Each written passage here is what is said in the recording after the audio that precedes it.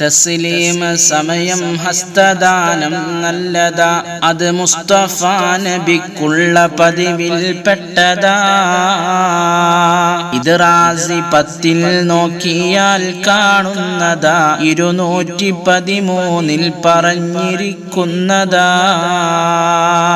വൈരാഗ്യമുള്ളത് നീങ്ങുവാനും നല്ലതാ എന്നും ഹദീസ് മുവത്തയിൽ കാണുന്നതാ.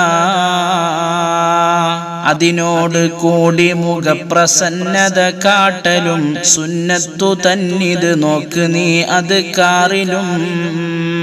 നീ ഹസ്തദാനം ചെയ്ത ശേഷം സുന്ന നിനക്കുള്ള കൈ നീ തന്നെ മുത്തൽ എന്ന